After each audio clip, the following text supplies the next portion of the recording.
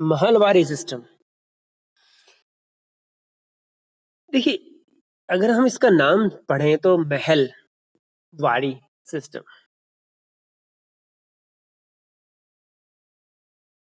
महल के हिसाब से सिस्टम। अब यहाँ पे महल का मतलब क्या हुआ? बेसिकली महल का मतलब हुआ एक गांव, एक विलेज। पढ़ते हैं।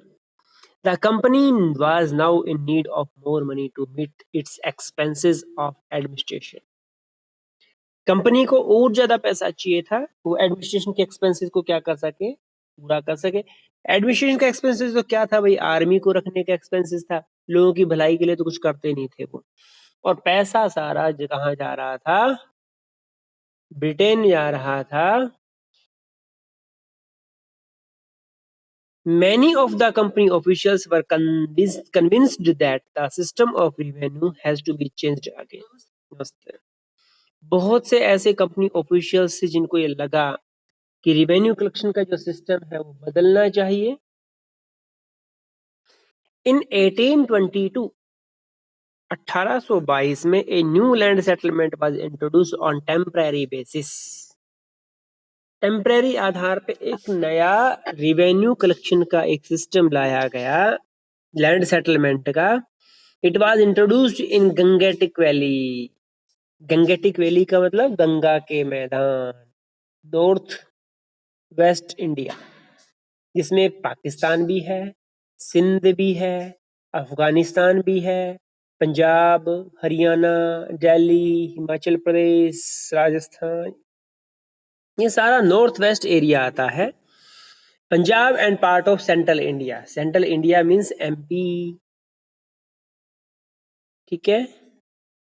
ये सारा एमपी यूपी जो है ये सारा सेंट्रल इंडिया में आता है। मींस ये सारा का सारा Gangetic valley, north west provinces, Punjab and part of central India, इसमें इंट्रोड्यूस किया गया था।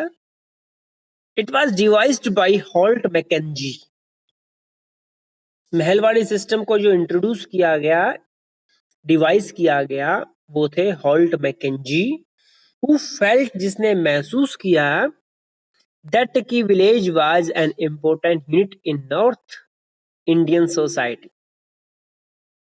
which needed to be preserved. Mister Holt Mackenzie को ये महसूस हुआ कि भारत जो है वो गांव का देश है और नॉर्थ इंडियन सोसाइटी में गांव को मेंटेन करके रखना, प्रिजर्व करके रखना बहुत ही कंपलसरी है। इसलिए उन्होंने गांव को ही एक यूनिट बना दिया रिवेन्यू कलेक्शन का। अंडर दिस सिस्टम एक community unit named Mahal was constituted. इस सिस्टम के अंतर्गत एक कम्युनिटी यूनिट बनाई गई जिसका नाम क्या रखा गया? महल रखा गया। यहाँ एक महल का मतलब है एक village. This unit was created only for the purpose of revenue collection.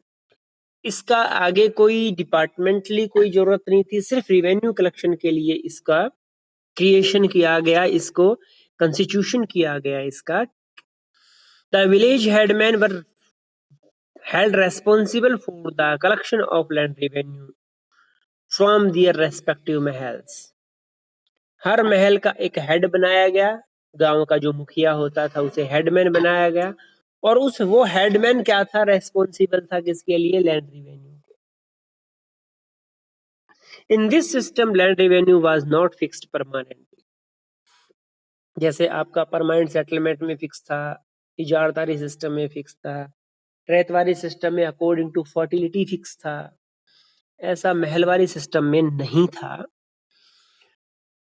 उसमें रिवेन्यू कलेक्शन, रिवेन्यू जो था वो फिक्स नहीं था, बार बार टाइम टू टाइम क्या हो रहा था, क्या करना, रिवाइज कर रहे थे वो लोग। In this system land revenue was not fixed permanently but was revised from time to time on the basis of the produce of a महल।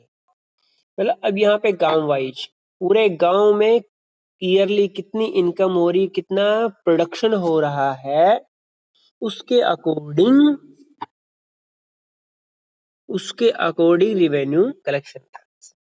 ये था आपका महलवारी सिस्टम।